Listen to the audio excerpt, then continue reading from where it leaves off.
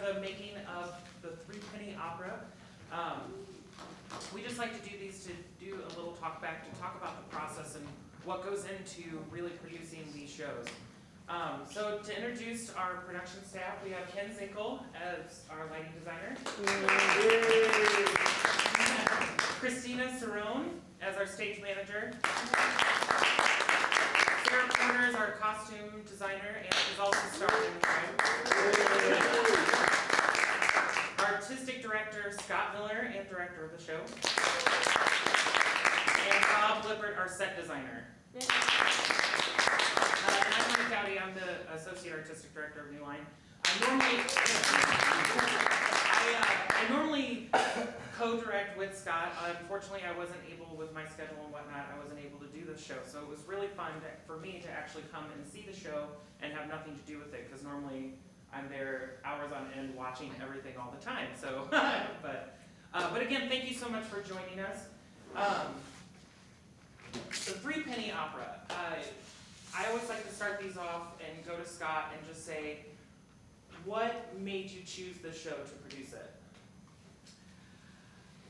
Well, I've known about the show for a really long time and loved it. I've seen it a couple of times. And I was always afraid of it. I was afraid that people would not audition for it. Every few years, I would put the CD in and listen to it and think, oh my God, if nobody knows this show, they're gonna put this CD in, they're gonna go, oh my God, what the fuck is this? And and no, I'm not gonna audition for that. So I was scared we wouldn't get a good cast. And I've always kind of had a feeling that there was this silent army of Threepenny fans, but I wasn't sure that was true, and so I also was scared about selling it, which it's turned out to be a great seller. But anyway, we've talked about it for a long time, and we've done all these shows that evolved from Threepenny. I think it was Judy in her review that said Threepenny was the show New Line was created to do, which is kind of true, but we had never done it. And then I think it was, I guess it was about this time last year, we were talking about this season, and I think you were the one who said to me, we always talk about Threepenny. Right. And so I really kind of struggled with, oh God, we do Threepenny, we do Threepenny. And I finally decided we'd do it, we would not have auditions, which we do this every once in a while, where there's a show that I know exactly what it needs, and I just invite actors to be in it. So we decided to do that with Threepenny, so that took one of my fears off the table. And then just kind of said, screw it, well, the other fear will just go away. And then we announced it and discovered there is indeed an army of Threepenny lovers, and everybody was thrilled that we were doing it. And there were also a lot of Threepenny snobs who would ask which of the translations we were going to do, and then when I told them, they'd go, oh, that one. So, how many translations are there? There are 5 that I found, 4 of which we could get rights for. And I read them all, and I listened to recordings and so forth. We're doing translation that was written in the 50s for Off-Broadway. It was the first mega hit Off-Broadway in the 50s. It ran 2,700 performances or something. And that's the translation that gave us what we know as Mac the Knife. So it was part of the consideration, because I thought, if we don't start this thing with the Mac the Knife that everybody knows, then we have nothing to draw them in. But anyway, I think what I decided was, I read a lot about the translations, and I think other translations may be truer to the original German.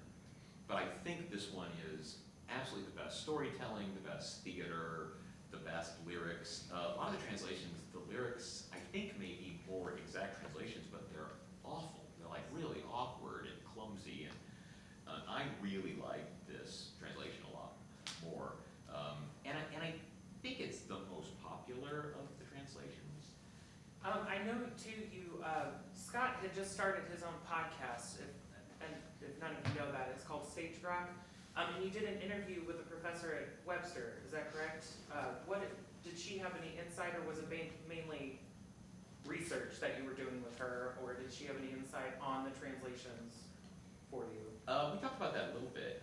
It's a really cool woman named Paula Hansen, who's in the German department at Webster, who's written a book about Brecht and his collaborator Elizabeth Hoffman, and she knows a lot about Brecht, who wrote Book and Lyrics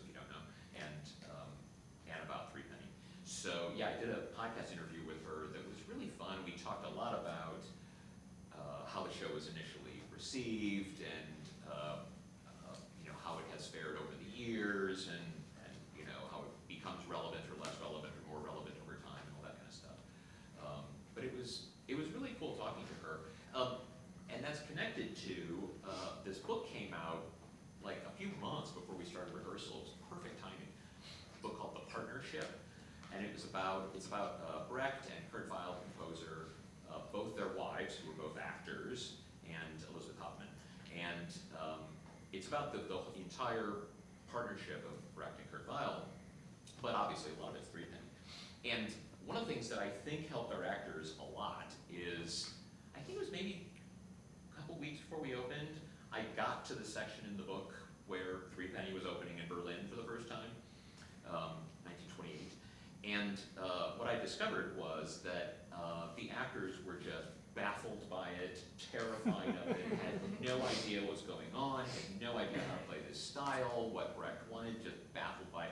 The guy playing Macheath was convinced this was the end of his career, this was going to ruin him. Meanwhile, the director, Erich Engel, who was this really prominent director in Germany, had worked with Brecht on a couple of plays before, he was completely terrified. He had no idea how to direct this. He didn't understand what they had written. There's this great quote in the book from him about, he doesn't know what to do with a song if it's not genuinely emotional, if it doesn't genuinely, reveal character. He doesn't know what to do with it then. And Brecht himself was terrified. He was trying to change things the afternoon of opening. Wow. He asked for them to build a life-size metal mechanical horse for the Queen's Messenger to arrive on at the end of the show. And so they built this thing, they built tracks into the stage for it, and the afternoon of opening night, they're trying to make this thing work, and it won't work, and then it fell into the orchestra pit, and all hell's breaking loose, and finally the director's like, get it out of here, you're not doing that, we're not having a metal horse. But it was really chaotic, and I bring that all up because I told the actors about that and posted quotes from the book in our Facebook group and I think it really helped them because they were all feeling panicked and baffled, and to know that the original actors and director felt panicked and baffled, I think was super reassuring. I'm sure that's something that goes along with the show throughout the years and centuries that it's been around. Because I know just from listening to it, it was hard to get into the music and get to really get into it and listen to it because you're not leaving with your toes tapping and like nothing's stuck in your head the whole night. Except Mac the Knife. Except Mac the Knife because it's so well known. But it really, once you see the show, the music works with it because it really shows the nitty gritty that the show's into. And once you know the show, then it's really fun to listen to the CD. Right. Because it's not so odd and baffling. Right. And going back about how Threepenny spawned all of these, one of them quoted that it's the granddaddy of musical theater. Can you just mention a few of those shows just for some of us that don't know that? And also on top of that, just mention how many New Line has produced in the past of some of those shows. Most of them. Yeah. Part of what they were trying to do with Threepenny was that they really, Brecht and Kurt Weill hated what was going on in theater at the time, they hated what was going on in opera at the time, and they really wanted to throw all of it into chaos. And so they consciously wrote this show that broke every conceivable rule, including getting the audience to care about the characters, getting the audience to care about the plot, everything was thrown away. But what it did was the first really dark musical that was really successful. It was the first musical with an anti-hero as a protagonist.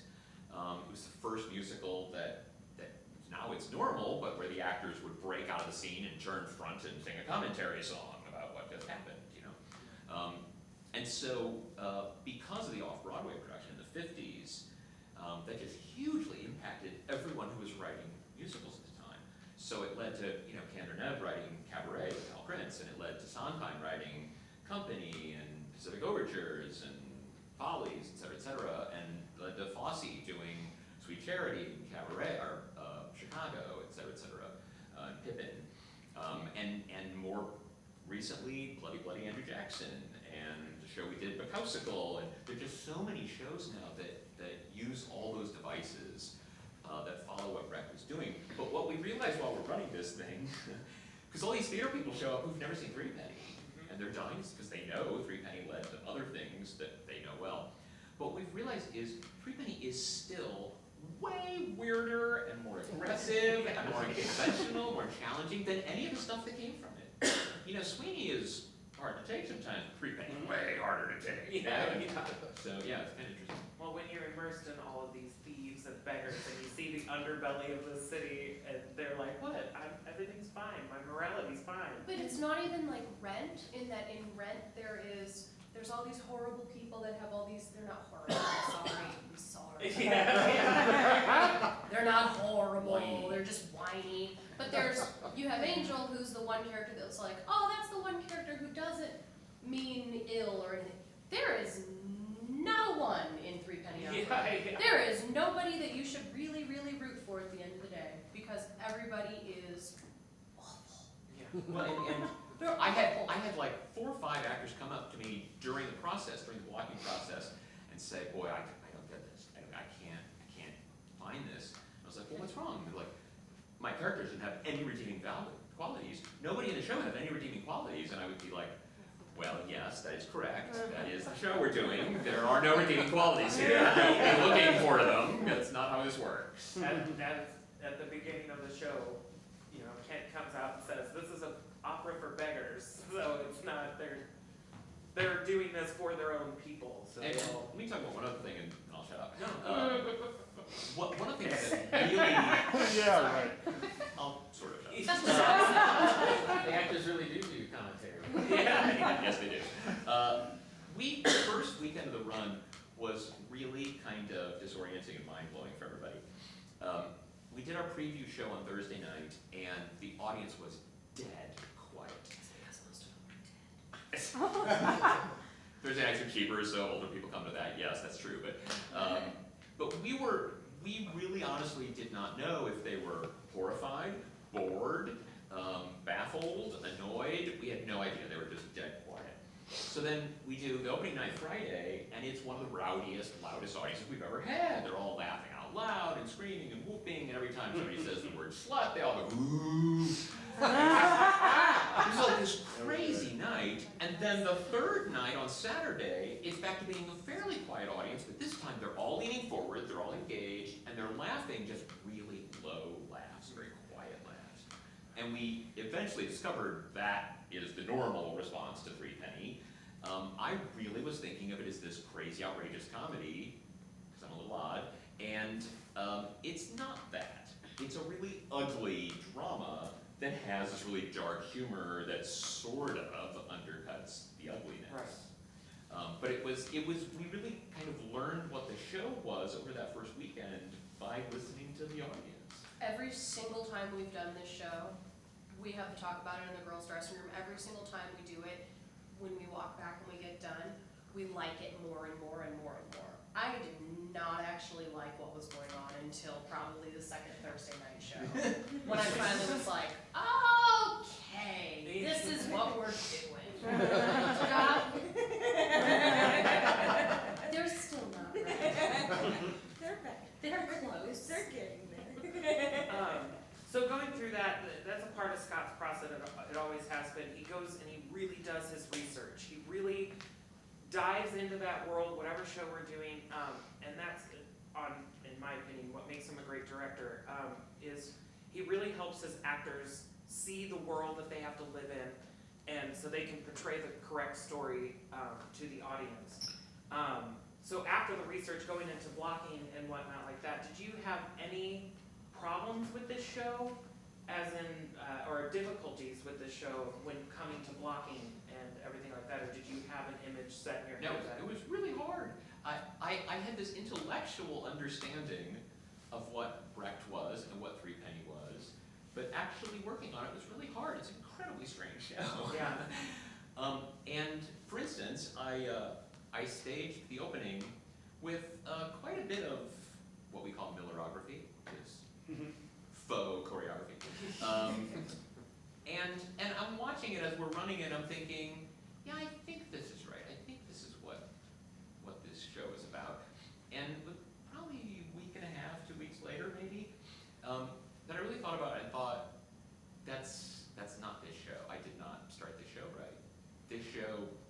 lot of foot traffic going on upstage, and I was trying to be the streets of London and all. It's like, that's not this.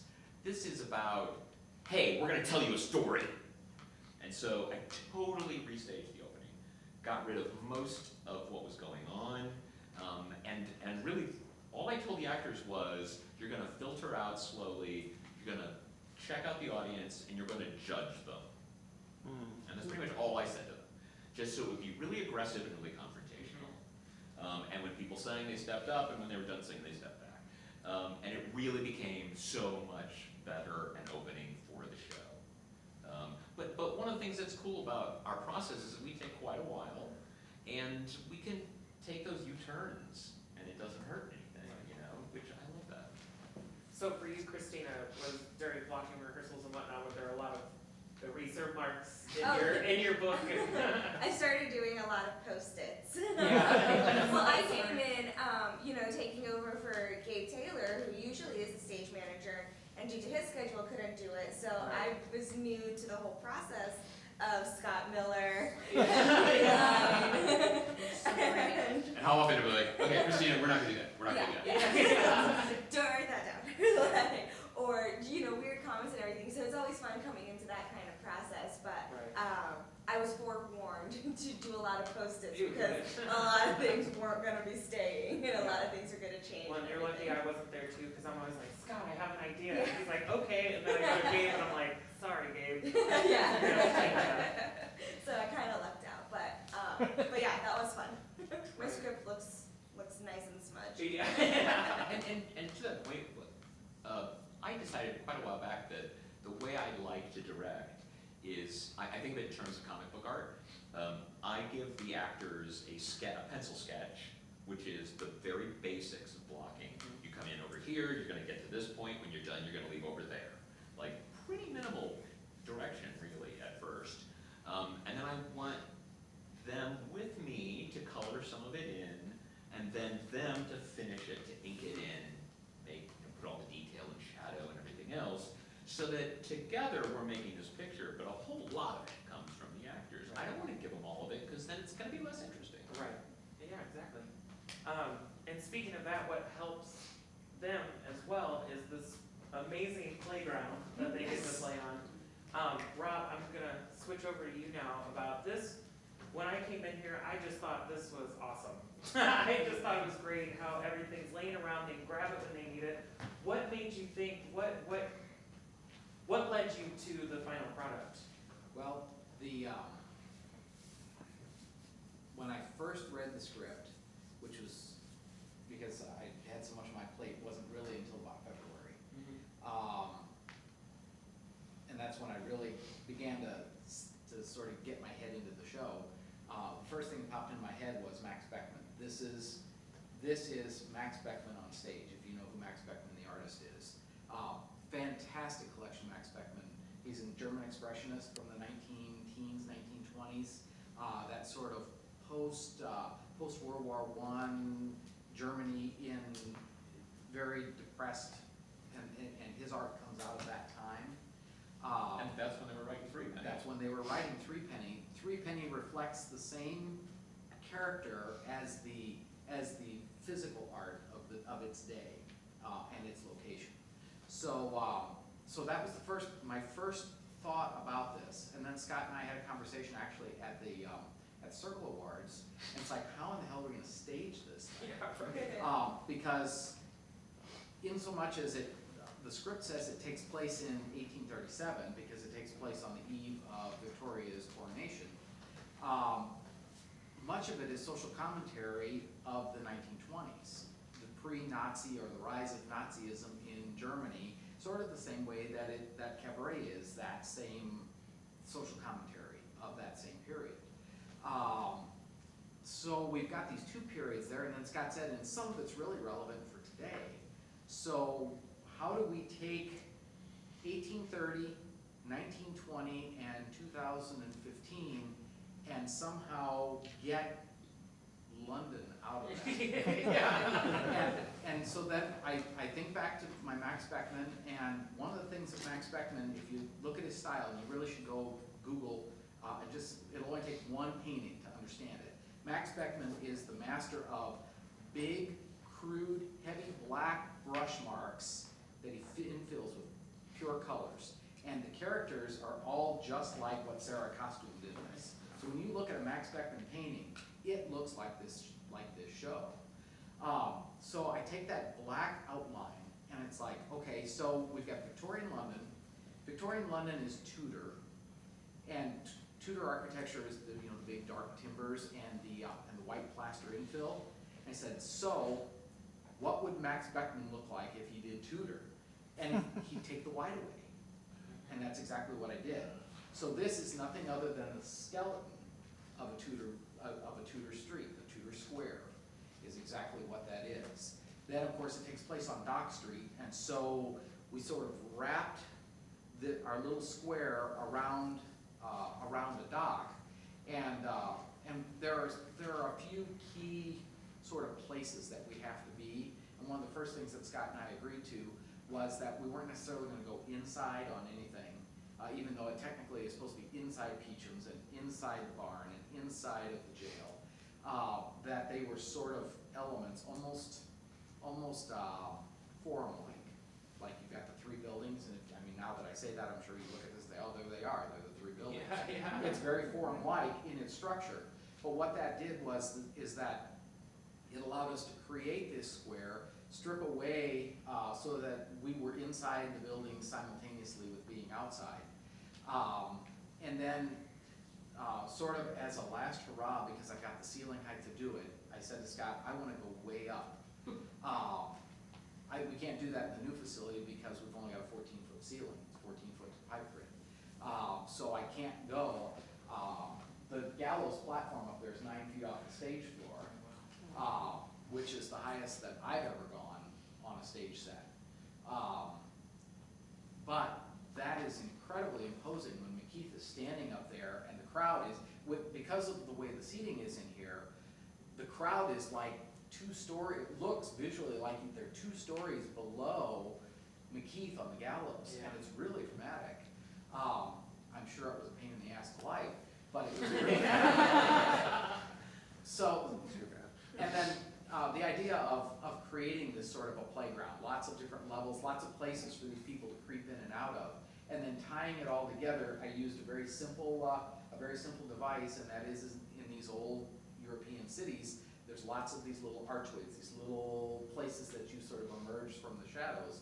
So tying the 3 buildings together with a couple of archways like that and a couple of gas lamps, you get that flavor instantly that you're in this sort of dark London grungy world,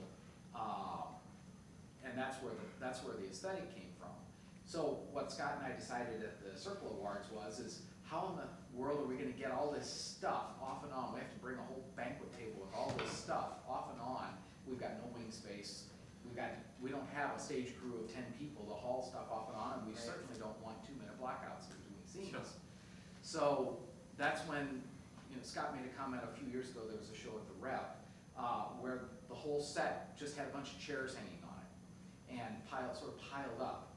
And the actors would go and grab a couple of chairs and set them out in the middle of the stage. They do their scene and then they put them back in the pile. It's like, well, let's just do that. We're in a ghetto. These are beggars. This is the underbelly of London in 1836. There's crap everywhere. Let's just put crap everywhere and we just assemble our scenes out of that and then just shove it back into the corners when we're done. It fits the aesthetic, it fits the time, and it solves the scene change problem. Well, and it really does too, depending on who you're with, if you're with the thieves or the beggars, and you just see that stuff piled back behind them. It just looks like that was their take for the week, and they have it here with them, and it really adds to it. It's really neat, and it makes it all really fast. And one of the cool things is, when we're out in the middle of the set, whichever one of the 3 structures the lights are telling us is important, the middle of the stage becomes connected to that. Right. And the other 2 structures become irrelevant for the moment. Right. And it's been like pretty simply, which is really neat. Yeah, and how we normally do things is we rehearse in another space. And then after a few weeks rehearsing there, we move into here. And luckily, since we've got Rob, every time we move into the theater, we get our little playground with, details come before we open, it slowly becomes what it's gonna become. And then when we get in, we call it Tech Week. It's the week right before the show opens. That's when the actors finally get their costumes and lighting. And the band. So then that's really when everything starts to come together. And for sometimes, for shows like this, like Wild Party, other things, the actors are like, what are we doing, what are we doing? And it really doesn't click until we get that week. And it's really great to finally get the lighting and the costumes and really help find our character. And can I say about that? Yeah. This one was not as much like Wild Party, more like Hair, that we didn't really get it until we had an audience. Yeah. It was the audience that was the piece that made everything go, oh, I understand. Yeah. How it all fits together, what the point of it is, et cetera, et cetera. So Ken, for you, when knowing that we're staging it where we're supposed to be inside but not using spaces like that and using different areas, and how is it, what are the difficulties, or how do you go about figuring out how you're gonna light it? The difficulty with this show was, it was a Breck show. Yes. Normally at our pre-production meeting, I kind of get all the details I need from Scott, and I just go from there. This show, I got a few details, kind of Brechtian looking, but not really, and had a few ideas. I was like, okay, and I think I saw one run, and I just went to sit down and do it, and I was just like, I have no clue. Yeah. I called Scott, and I'm like, dude, when do you have a half hour to talk? I've got nothing. Yeah. And so we probably talked for like 20 minutes, I think, on the phone, and you gave a lot of, well, it should be this, but not that, but kind of this. Yeah. Actually, a lot of things I was telling the actors. Yeah. And the costumers. Yeah. Yeah. So it was just all super confusing. Because it was like, we didn't want to look musical comedy theater, but we didn't want to be super stark, and to be too shadowy, but to be shadowy. So it's just, the inside outside just kind of became like okay, we'll deal with that when we get there. Let's just figure out how we're gonna light the damn thing first. Right. Well, I think there's a lot of effective moments, and one of my favorite is Moon over Dock Street, when they're on the dock and the moon is lit, and they're lit from beneath, because there's a strip light right here that you all can't see, but if you walk down here, you can. I think that's so effective, and you use it multiple times, and I really enjoyed that, and I thought it looked really neat. That was a last minute ad. I was actually at our rental facility picking up lights, and I got an email from you or a call, and you're like, I love footlights. I love that. I'm like, Yeah. okay. I think I got open But there. like make everyone look creepy. Yeah. Just like, Mark, any zip strips? Because I need some. Yeah. But I think that idea of, that Scott had Yeah. mentioned about lighting this when we're in, how the center action melds Yeah. to what is lit, I think it was all very effective. Yeah. One of the things I've noticed about the light is that if we're in the jail is in white light, everything else is blue, or it's in blue light, everything else is in red, or Right. it's really separated Mhm. with light. Yeah, but basically what I decided to do was, the acting area is very plain. Every single light on the face has a go-go in it, so we get that shadow. I didn't want it to be flat, it had to be, they walk across and, oh, I can see their face really clearly now, and oh, now I can't. And another step, and I can see them clearly again. So in that way, respect was kind of easy, that dark spots didn't really matter. Although we did eliminate most of them. It was actual physical dark spots, not just the go-go shadow. And then we have these great LED lights that was just like, we're gonna be set in that, and that's how we're gonna do every emotion across the with the lights. It's not gonna be in the acting area, it's not gonna be with the down light, the face light, it's just gonna be fairly flat and consistent down here throughout the whole show. And we'll just have fun with lighting up brown set. Yeah, yeah. But the cool thing when we first saw the lights was that in rehearsal light, you can't see all the amazing detail in this set. And once we got lights, we're like, oh, look at that, oh, look at that, look at that. That's how it normally goes. Yeah. Switching over to Sarah, these costumes were excellent. And how Rob Totally. said about that artist, they really were, they really do, like you said, have that black line. I mean, they they really stick out, and I really enjoyed them. What was your kind of process to think of was it kind of the same thing about how do we take 1830 to 1920 to 2015 and make it a... So when, this is the 6th show that I've costumed, and every other show has this ability to like Bonnie and Clyde, you know where that takes place. Right. Jerry Springer, that's modern, you know what that looks like. There were specific details to every costume, to everything that made it simple. Yeah. This one, I had no idea. And then we had I was like, oh, wait till we have a production meeting. The production meeting will totally help. We get to the production meeting, and Rob's like, here's my set, it's timber, and that's it. And I went, are you fucking, okay.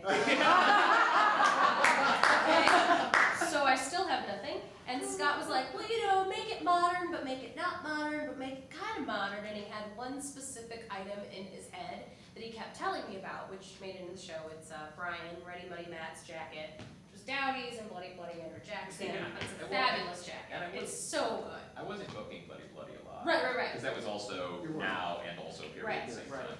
And so trying to go, yeah, but the thing is Bloody, the time period, that clothing style lends itself to a lot of modern day stuff. I mean, everything for women, especially in the 1830s, they looked like two puffy triangles stacked on top of each other by the point. It was awful. I kept like, well, I'll do like the sleeves. That'll look so bad. I have no clue. So usually I've started doing costumes before we get the show going, so I can kind of start working.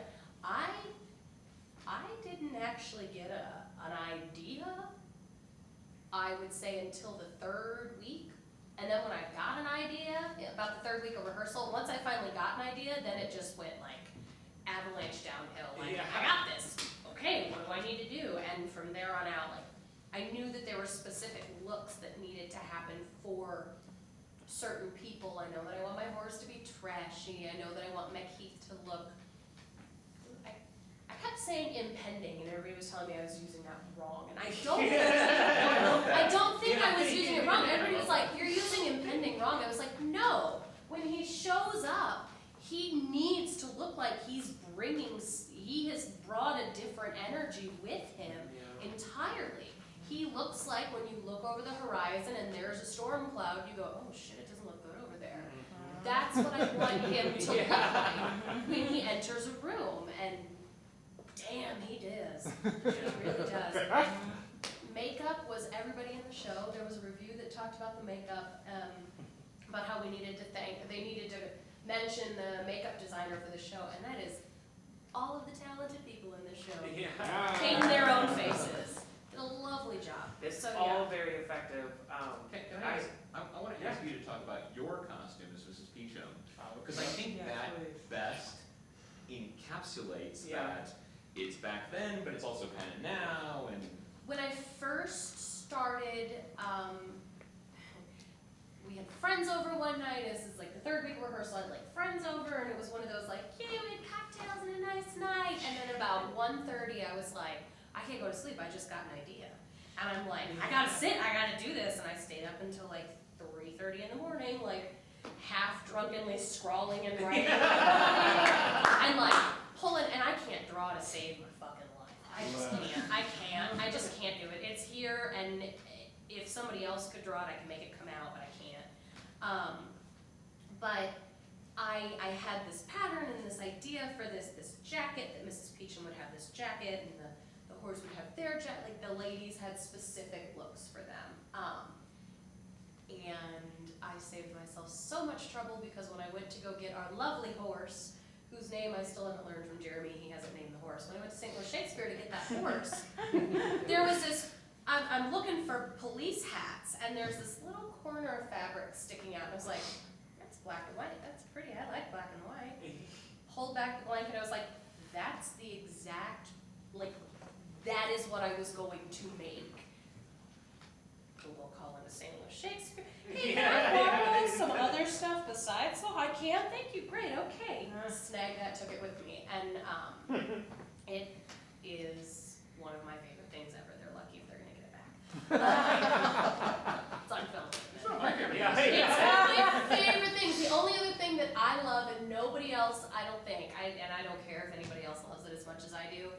is Polly. She has her wedding dress, because it's, at no point is it supposed to be a real wedding dress. She's not supposed to have a real veil. It talks about it in the script. So she has this like kind of slinky slip thing that doesn't actually fall in with the rest of the show. But as the show progresses, she keeps adding elements to her wedding dress that are black, and she gets scarier, and she and I actually, she pointed it out the first weekend, as she asked, can I put red lipstick on for the second act? It's like, hell yeah, you can put red lipstick on. She puts her bright red lipstick on, and she's wearing her black and white outfit, and she goes, oh my god, I look like you. And there you have her being nice and white and pure virginal like we think she is, only to find out that, holy cow, she is in charge of, she's an awful, no, she gave me a run for my money. She had to learn that toughness somewhere. Yeah. But you know what I love about this piece of costume is that you've got these shiny black pants on that totally do not go with that, but they're perfect. Well, and what I They're like from about it. Brent, thanks. Yeah. What I like about it too is it invokes the idea of this could have been that era of dress. You know, from here in the petticoat underneath and like all these skirts underneath of this long. That's what I tried to incorporate a lot of elements for that for everybody. For the guys, Right. you know, you got your waistcoats and your frock coats and your vests, but every single person has stuff on them that is that modern? What is that? What is it? Are you wearing suspenders? I don't understand. The girls have those awesome war vests. Like, there's just things that for every single person is a modern thing. Right. All very effective. Everything is very effective. Now's the time, if we want, we can open up questions from you all. If I know you said earlier that you haven't seen it yet, but if anyone else has, and if you have any questions about anything, now's the time to go ahead and ask. Haven't seen it yet. You're gonna have well lit. Yeah. I'm weird about color. Was there a color scheme for this show at all? It's mostly a lack of color thing. The thing is that like with Bonnie and Clyde, there was a color scheme. I'm hoping as I go into this production meeting, Rob will have colors. He had like for other shows, he has little color swatches that he's cut out and given to me. I could go to the store and look at everything with the color swatches, and and it wasn't even painted. His little model didn't even have paint. And he's like, it's basically this look, but we're gonna take away all the white, so it's just bare timber. And anything else with the bare timber? Yeah. No black. Oh, okay, good. Yeah, black. No, that's great. That's good. Actually, for this one, I couldn't even do a drawing. Normally we do a watercolor, but it was all dark. The first drawing that we did of it told nothing. It looked like you spilled coffee. You know, a drawing was pointless. So that's when I sat down and I built a little model, because I did that the day of the production meeting. It's like, there is no way in hell anybody's gonna understand what this set is gonna be.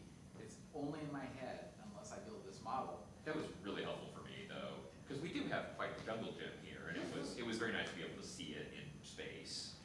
Yeah, that was the only way to tell the story. I'm all about color schemes as well. I like color, like a lot of the other shows you've been able to just go, throw colors at the wall and see what happens. All of them, all the colors ever. What really helped with this show also was I have a donation.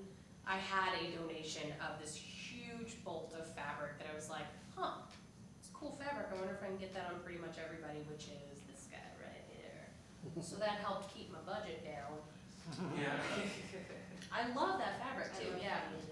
So finding it in others' Oh. costumes. It shows up everywhere. Felt good about the budget on this one. Yeah, to be honest. You guys are moving to a new space next season. Can you talk specifically about how the space informs your decision making and what you know about the new theater and any ideas you have on what next season might hold? Well, we know a great deal about the theater because I designed it. Well, that's That's legit. so far I know it has 14-foot ceilings, and that's it. That's correct. When we first found out that this new theater was gonna happen, Scott called me and he said, you gotta keep this under your hat because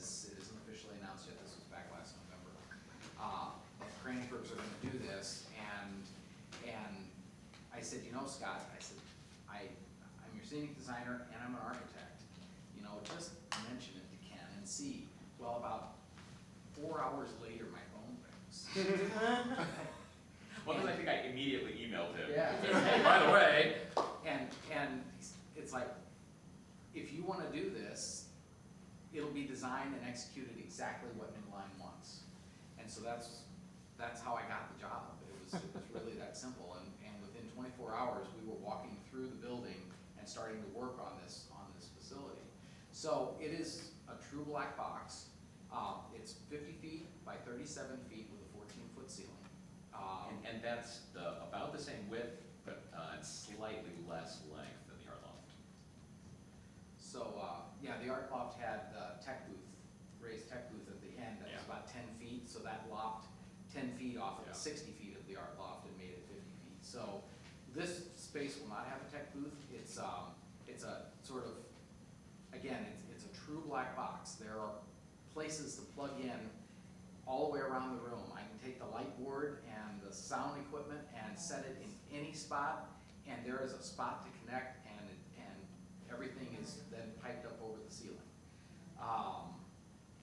The whole ceiling is completely gridded for lighting, for sound. The sound system is completely reconfigurable in the space. It'll have a series of risers. The audience will all be on risers with chairs, not unlike the other the existing Kransberg black box, only it's bigger. It can seat anywhere from the smallest seating configuration. Obviously, you can put 2 chairs in if you want, but the smallest realistic seating configuration is about 120, and I've managed to cram 150 in, and that on every single one of those times, it leaves us a playing area that is about 35 to 37 by 21, and for comparison, from the green steel there to the green steel over here, that's 42 feet, and it's 20 feet, on this particular set, it's 20 feet from the modesty rail to the orchestra. Can we change the name of that to the immodesty rail? It's been used in the past couple shows. It's not a modest rail. And that, for this particular show, I said to Scott, let's shove the dock right up against the audience. So that We've never done this. So But look how intimidating it is when they get up on this damn platform and there's the front row, right? I know. And they're lit from underneath too. The actor's crotch is right in the first row's face. In fact, opening night, it was it Donna? Donna, what's the Oh, Weinstein, yeah. Weinstein said, "What's the best seat?" I said, 103. Because Zach stands right there. You know, and he's about 8 feet taller than her head. And sweaty. Sweaty before the show even starts. Scott, do you want to talk about next season that will open Yeah. in the new space? Well, first of all, I am, to go to Colin's question, I am thrilled beyond all reason to get back into a black box theater. I loved being at the art loft. I loved that every night we'd open the door for the audience, and one of the first 3 or 4 people in would go, "Oh, it's totally different." I love that so much. And it sounds like we're gonna be able to do kind of whatever Yeah. we need to. The disadvantage to this place is that it has all the negative aspects of a 3/4 round. So you have to be super careful about sightlines and all that. It has none of the advantages of 3/4 round. It has only the bad parts of 3/4 round. This space is terrific, because we only got 7 rows, et cetera, but there are some real awful things about this space. So yeah, the black box is gonna be really wonderful, and we've already talked about, I think one of the shows next season may be in the round. So the shows next season, we just had auditions. We're gonna open with Heathers, the musical, which I'm crazy excited about. And then American Idiot, a new show called Atomic that was really briefly off Broadway last year. And Tell Me on a Sunday, which is a 1-act from Andrew Lloyd Webber that's half of the Broadway show Song and Dance, but it started as a 1-act, so we're gonna be doing 1-act. So from now on, we're gonna be doing 4 shows a year instead of 3. We had decided a while back, if we ever got back into a black box, we'd go to 4 shows. Dowdy will be directing the 4th show each year.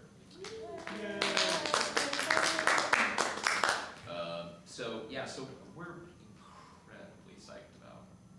I know one thing I'm excited about is having an actual lobby as opposed to high school hallways.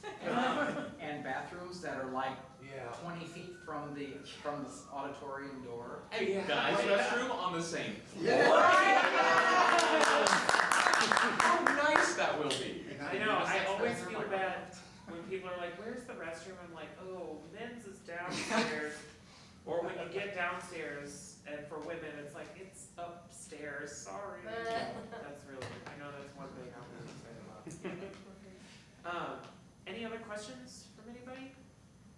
So I don't have an idea yet of, I didn't know you said the dimensions, but how is it in comparison with this space? Oh, the new space? Yeah, I'm doing a quick Well, this place calculation seats in my head. 210, which is a little big for us. We always had 150 at the Art Loft, and we sold out a lot, which was awesome. We don't sell out nearly as much here. Rent did, of course, but most shows don't sell out here. And there really is an amazing practical advantage in selling out often, because then everybody starts buying tickets in advance, which is really good. So we're hoping we'll get back to that model. But for the most part, the biggest difference for me is going to be that we can put the stage on the sidewall, or the long wall, or in the middle, or wherever we want. We can configure anything we want. And my favorite thing at the Art Loft was most shows we had actors running through the aisles and appearing in second-story doors, and just what I love to call controlled chaos. And I can't wait to get back to being able to do that. To have actors show up behind the audience, and that's just really fun for me. We've got access from all four corners of the box. Yeah. So no matter where we put this set, we have access. And you've got access directly through the lobby, there's a rehearsal hall for Dance St. Louis that's adjacent, and then green room and storage. That's what flanks the whole space, so that gives us all four corners. Less than. Whoa, wait, And what? Rob, what were the dimensions again?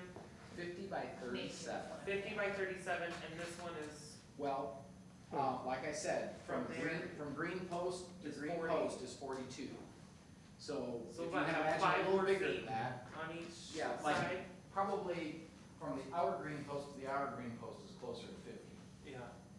And That's so the length. that's the length, and then 37, if you imagine 5 feet less than that, turning the other way, that's the 37. And that's the whole room, That's the whole room. seats plus stage. That is correct. Plus band, which is Right. why we can't be in the other Grantsburg. So by the time we build a set and have a band, we can seat 14. Can't make We'll much sell of out that. though. Yeah, that's true. Let me see, could you, Everyone when has friends comes, put the band in another room and pipe to something? No. Yeah. Well, and the pipe grid is 2 feet shorter than here. This is 16. I believe it's real close to 16 on the stage floor. Did you have a question? Yeah, what was the significance of the yellow gloves, and could it have been possible to put the prostitutes upstairs or anybody upstairs when the play was going on? The yellow gloves are in the script. Oh, it is? Yeah.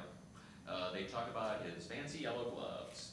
So, because at some point in rehearsal, I came to her and I was like, so is he getting yellow gloves? We need yellow gloves. And she's like, yeah, we'll figure it out. Yeah. No matter what you do to gloves, because they were white gloves, they always look like rubber gloves. It's weird. Yeah, they do look like They rubber look like gloves. rubber Yeah. gloves, and it just, I tried to dye them, and then we sprayed them, and he put like some fancy drawings on them, but there's no way to avoid, and even if we had yellow kid skin gloves, they would still look like he was doing the dishes. I don't know.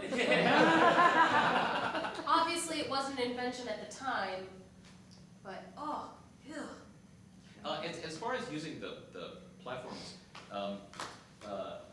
this one doesn't really go anywhere. You could go up on there, but you can't get anywhere. For the most part, I wanted to save the upstairs for him going to the gallows. Right. Yeah. So when we have the wedding banquet and Tiger Brown shows up, we did have the gangsters kind of like hiding up here a little Yeah, bit on yeah. the stairs and that kind of thing. But I really wanted to leave, the big cross across for the end, the gallows. Oh, okay. That doesn't connect either. Yeah. I always this- thought that connected, it doesn't that go one you anywhere. can't go across. Yeah, I wish it did, but it doesn't. Oh, it's fun to find out the hard way. It would be cool, but it's in a way more symbolic to say, the gallows is the end of the line. Uh-huh. Yeah, yeah. Yeah. Any other questions, anything? I know I have one. Clancy is our drummer in our band. What show is this, what number show is this for you? Like 80,000? Yeah, Do you remember what the first one was? spelling bee. Was it 09? Right. And then I missed the next one. And then everyone And since. then everyone since. Everyone since, yeah. What did you think about the music coming into this? Well, interestingly enough, when I got the score for this, I was in the middle of doing Thoroughly Modern Millie for Kirkwood Theater. Yeah. And the percussion book for that is like this thick. Yeah, yeah. I got the Threepenny score, and it was like, Yeah. and I kind of thumbed through it, piece of cake, nothing to it. I don't play on a lot of things. Oh, okay. It's A been. lot, right? A lot. A lot. Yeah. It's been very challenging because you don't play so much. You have to pay attention to what's going on. And the way it's written, like Thoroughly Modern Millie, just to use an example, you might have letter A, letter B, letter C, and you knew what was gonna happen because something would be written in, there'd be a vocal cue, or there'd be a key change, or something you could hear. In this one, you have things that are divided with numbers, but you get to say number 27, and you think, well, something's gonna happen here, and nothing happens. Yeah, It's just yeah. the same theme continues, and maybe 3 measures later, it all changes. And the first thought that goes through your head is, I screwed the count up. So we must be at 27. Yeah. And we're not. And Jeff, the musical director, had kind of warned us about that. He said, there are gonna be things you're gonna have to count, be careful about counting, because there are gonna be things in here that you think should be happening that aren't, and things that are happening that you think shouldn't be happening. That are. So, like I said, that's been the challenge of the show. It's a symphonic score. Well, one of the things that's really weird about Threepenny is, first of all, there's no bass part. I can't remember another show that had no bass part. Right. Like every show has a bass. Like we said, very little drums in the show, and the orchestration is just odd. So it's 2 trumpets, trombone, 2 reeds, guitar, which also doubles banjo and Hawaiian guitar, and keyboard. And we have all of that except we don't have the second trumpet. But it's a weird sound. And I'm curious for you, in the show, did it help the way it normally helps to get the band? Oh my God, yes. It helps so much, but still every single night I am, and there'll be a couple times where I'm like, hey, I got this. I'm going to not tap my toe along so that I get the beat that doesn't exist. And if I do that, I get cocky and just derail everything. Like, it's the hardest music I've worked on. So still 3 weeks in, It's so it's hard. still tricky. Yeah, oh yeah, no, if I'm not paying attention, I'm gonna fuck it up. Like, just, Well, let's hope you do your job. I hear her sing that, and I can't believe she's doing it. I can't believe I'm doing it either. I'm so serious. Well, part of what makes it hard is the music, a lot of the songs, the music moves into a new key every few measures. So I mean, the way the melody moves is really weird in a lot of cases. And there aren't always verse, chorus. The verses aren't always the same length. There are Sometimes endings it on songs. largely repeats, but not entirely repeats. And for me, sometimes it sounded like Lost us. the melody and what the vocal part was written in 4/4, but the music behind it was written in like 2/8, and you're like, why? How do you even write? What are these numbers? You just were like, I'm gonna randomly like choose a number out of a hat, and I'm just gonna enter it in place. 9/16. Yeah. It was just like, how is this possible? Well, It's a syncopation. Yeah. It's the way it's syncopated. Yeah. A lot of the vocal melodies do have one of the instruments doubling the vocal, but it's always a different one doubling, so Yeah. that's a little weird. And often the band is doing fairly sophisticated counterpoint to the vocal melody. Right. So like when the Peachums sing the Instead of song, they're singing this pretty straight rhythm, but the band's doing dum da dum da dum da, in counterpoint to it, and somebody in the audience said to me one night after the show, and I think this is really cool, that it's both really sophisticated and really simple and plain. Mhm. Like the melodies seem very kind of simple and almost childlike, some of them, but there's also this real sophistication and complexity underneath it all, which is really neat. It's like rubbing your tummy and patting your head. It's like I want to do what they're doing, but I can't. It really is that he just hates Actors. vocalists. Yeah. He hates vocalists. But here's the other thing I want to ask you about. Memorization was hard for everyone in the cast. Oh my god, Jerry Springer is the most music I've ever memorized for a show. It was non-stop, it was so hard, I wanted to cry and I wanted to quit. And you were like, this is the hardest show you've ever worked on, it'll be okay. Threepenny will be great, you'll be fine. And Threepenny happens and I have a quarter of the amount of music to learn, and I'm still cannot get lines correct for some reason because it's so counterintuitive to how you sing, it's counterintuitive to how you speak. Everything is just, it's weird, it's just weird and hateful. Maybe that helps too, getting it across to the audience. Because if you're like angry and hateful on working on it, then, and they paid to come see it. Well, again, thank you guys for coming here and kind of explaining the process and everything. I really love it, and I just love getting them inside of the minds of everybody. Scott, what would be the one thing you'd want people to take away from Threepenny as an audience when they leave? I think for me the biggest thing is also true of a lot of other shows we've done, and that is to just go for the ride. Don't try to make sense of every single thing that's happening. Some of it doesn't make sense and it's on purpose. Just go for the ride, and you do get this cumulative experience by the end of it that does make general sense. Even, it's a very complex plot. Even if you don't follow every twist and turn of the plot, you do get this kind of satisfying experience by the end of it. It all kind of makes sense as a big piece by the end of it. And I think, whenever I write director's notes for the program, I always think, what's the hardest thing about this show for someone to get just walking in fresh? Someone doesn't know anything about it. What's the hardest thing to understand about this? And this time what I wrote about was that this was, a really angry confrontational show that's not about entertaining you, it's about confronting you. And I think, you just kind of gotta accept that and go for it, Awesome. Well, thank you all so much for coming. Thank you for being here.